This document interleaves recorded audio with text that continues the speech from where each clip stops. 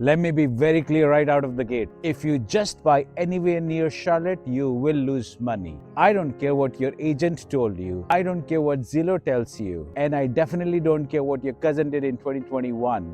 We are now in 2026.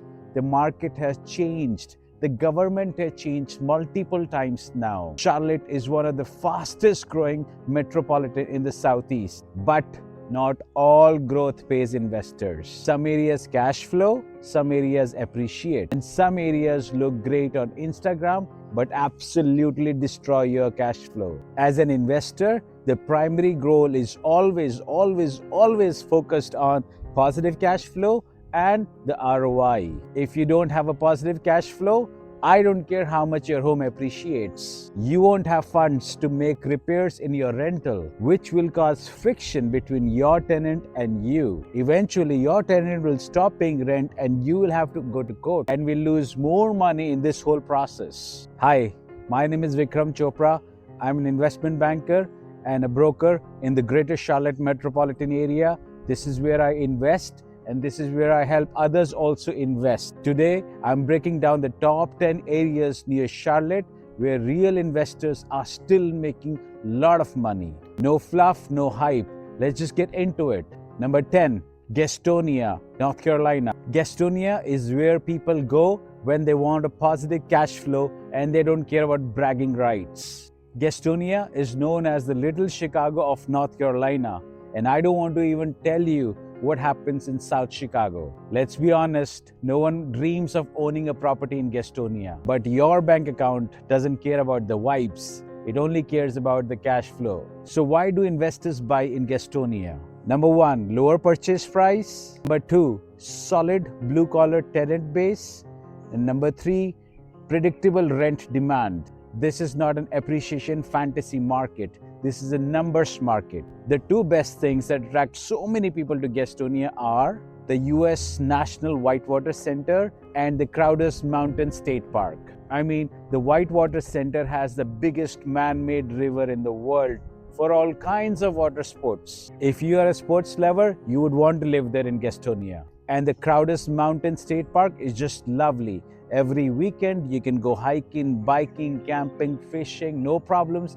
And best of all, it's all free. The best strategy is buy and hold. Keep it simple and manage it tightly. The big mistake that people make in Gastonia is buying it in the wrong block. And then you wonder why the tenant turnover is so insane. That is why you need an investment broker who can help you figure out, realize what places to invest and what not to invest. And so this is also where you need a property manager for your property.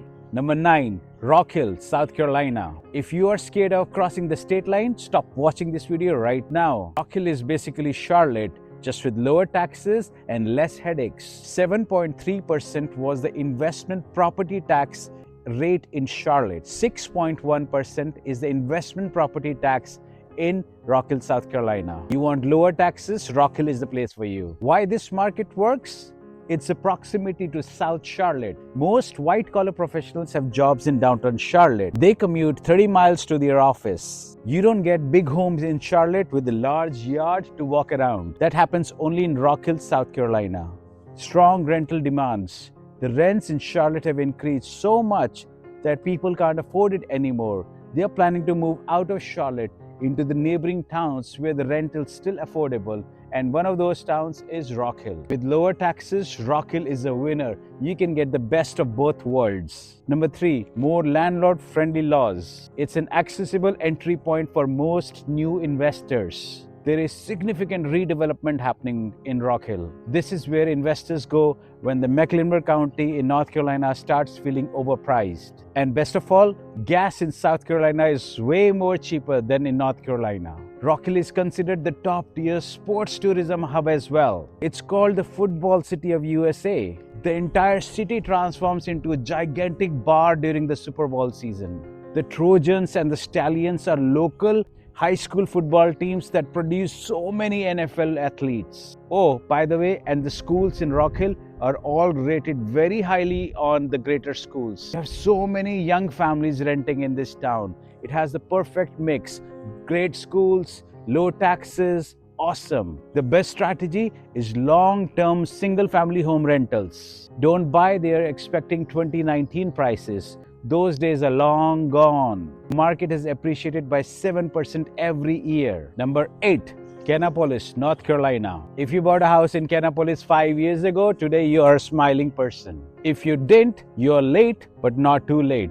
Kannapolis has gone from no thanks to wait. This actually works. Many years ago, I used to work in Raleigh and live in Charlotte, and I would commute once a week. Traffic was horrendous then. I would get into Kannapolis around 5 p.m. and there would be one lane and a million cars. There was so much construction, just 2 open lanes, one for each side. I used to think, who will ever buy a house here in this much pain and agony? It takes an hour to move 5 miles in that traffic, and oh boy, I was so wrong about everything. Why are investors watching Kannapolis now? Number 1, downtown redevelopment. There are new hospitals that have come up in Kannapolis. Brand new hospitals, brand new construction. That's all redevelopment of Kannapolis downtown. Number 2, easy access to I-85. Back 10 years ago, there were only 2 lanes, 1 and 1. Today, there are 4 lanes going, 4 lanes coming. There's no more bottlenecks, no more traffic nightmares. Everything is sorted out. Number 3, job growth. So many warehouses on each side of I-85 are popping up.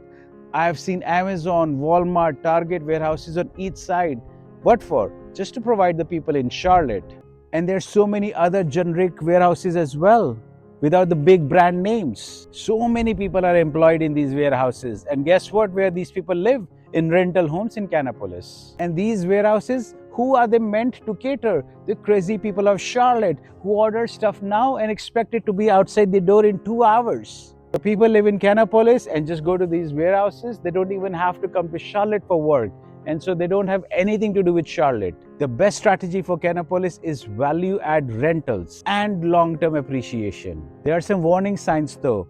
This market pushes for lazy underwriting. Well, this should go without saying. This town of Kannapolis is further away from Charlotte, where most contractors are found. You can find contractors in Kannapolis, but not as many as you can find in Charlotte. So you better make sure that everything in your house is tip-top before renting it out to someone in Kannapolis. Or else, you'll have to send a contractor from Charlotte for every small thing in Kannapolis, and it's going to cost you a lot.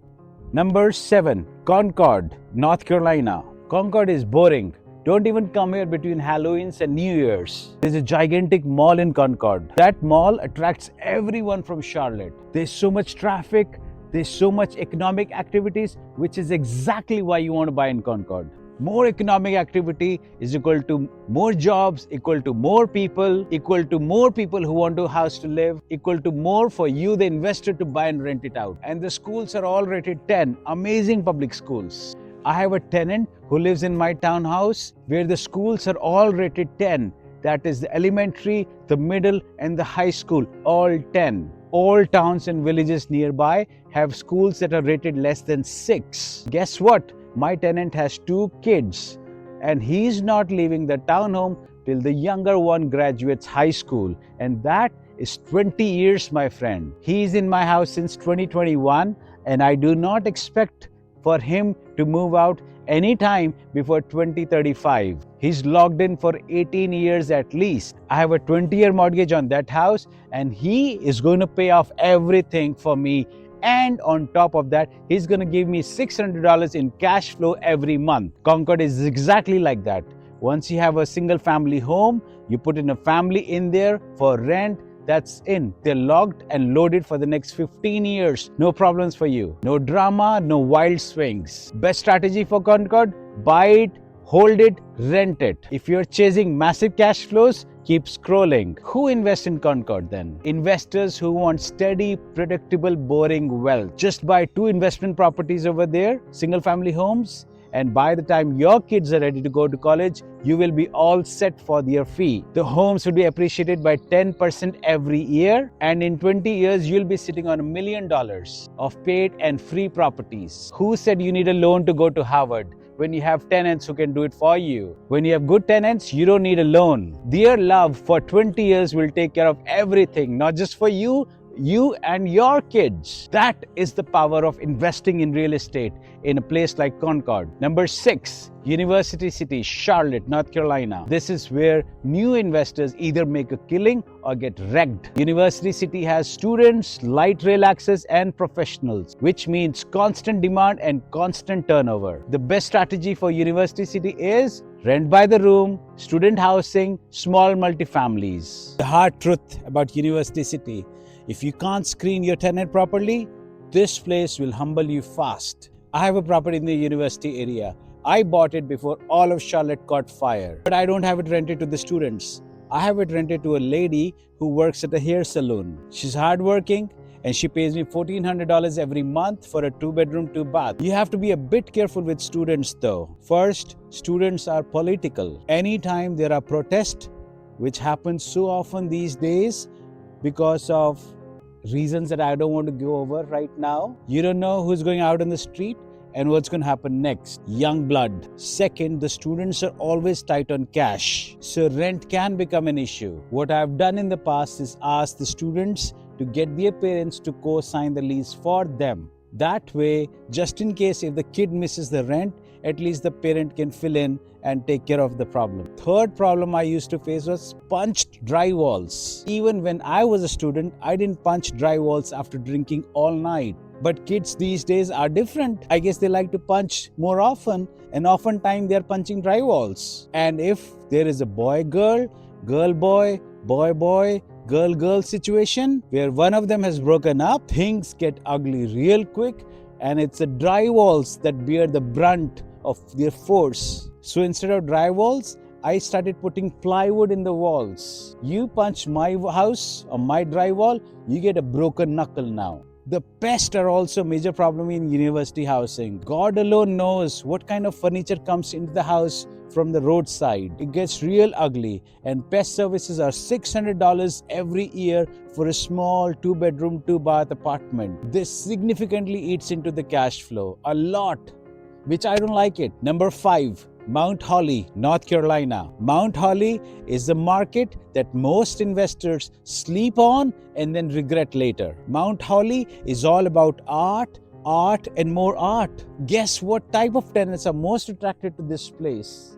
Correct, the artists. Find artists moving from out of town into this town. There are so many street artists here, and I have seen their art, and it's really good. I'm telling you, those artists can beat Picasso any day. And the best part about Mount Holly is that it has a lake within the town itself, the Mountain Island Lake. On nice summer days, the tenants usually go out fishing, swimming, kayaking, boating, all for free. There's a small island in the middle of the lake called the Mountain Island. How cool, right? Just boat to the island and set up a camp there. Perfect for lazy weekends. There's also a raptor center in Mount Holly for the kids to learn and enjoy. Mount Holly is close to Charlotte, supply is tight, and the demand keeps creeping up. Why does Mount Holly work? Number 1, limited inventory. Number 2, growing desirability. Number 3, easy commute. The best strategy for Mount Holly: buy and hold for appreciation. There are not very many investment properties that come in Mount Holly, and those that come, the investors gobble them up real quick. That area is yet to be developed, and so investors know in 10 years it'll have 20% appreciation in the property value. Just awesome. This is buy now, thank yourself later market. Number 4, Matthews, North Carolina. Let's be real, Matthews is not cheap, but cheap doesn't build wealth, smart does. Matthews is a place where people have been living for 30-40 years. That means older demographics in Matthew, which means seniors who haven't upkept their house for 20 years and now want to get rid of it and then move to Florida or Myrtle Beach, which means more opportunity for us, the investors. Large homes with big yards, bigger rental homes for large tenants, families, and the schools are all great in Matthews. I have a friend who used to live in Matthews and later moved to New York City for work. He didn't sell his home. Instead, he just rented it out. His 4,000 square foot house is now getting a rent of $4,000 every month. And the house itself has also appreciated to $1 million. Matthew attracts high income tenants, families who don't move, investors who think long term. My friend became an accidental investor, but I could see the growth and appreciation in his investment. He got it refinanced during the pandemic when the interest rate were at the bottom. The best strategy for Matthews? Appreciation plus low stress rentals. The trade-offs for Matthews? Lower cash flow and high quality tenants. The school system, which is all rated 10, pulls in a lot of families. Now, if you buy one of these investment properties in summer, you will have people calling you all day, every day before school session starts to rent out your place. Number 3, Fort Mill, South Carolina. Fort Mill is in South Carolina and everyone wants Fort Mill, and that's a problem and an opportunity. Top tier schools, corporate relocations, and explosive demand. We have corporate headquarters for LPL Financials, Continental Tires, Red Ventures, Damien Trucks, and many more companies. All these companies pay real handsome salaries, which means if you have a rental property here in Fort Mill, you will charge a premium rent for all the white-collar workers that live there. And of course, the kids of these hard workers have to go to the top schools. And so Fort Mill went ahead and built one of the best school systems in all of South Carolina. And then there is Carowinds. Man, that place gets so crowded for 10 months in the year. It's unbelievable. During the summertime, it's a crazy rides. And in winters, it transforms into a Christmas town. And then they change the name to Scarrowind for Halloween. Those who do Airbnb make such a killing. There are big families that come in, checking on Friday and check out on Sunday. If your Airbnb is rented for 6 days a month, your mortgage is covered. Parking at Carowinds is so expensive that I know people who rent out their parking lots and yard for $5 a day. Those yards can easily fit in at least 7 cars. The best strategy for Fort Mill is long-term appreciation. Here's the truth bomb. If you're trying to cash flow with 5% down, you're just lying to yourself. This is a wealth builder, not a quick win. Number 2, North Carolina NoDa. Back to North Carolina, NoDa. This is where investors argue in the comments below, and I'm up for it. Some blocks are gold, other blocks are landmine. You gotta be very careful while buying in NoDa. You'll find homeless people walking into expensive boutique stores, bustling with high-end buyers. You might even think, how is this even possible? Well, even I don't know that myself.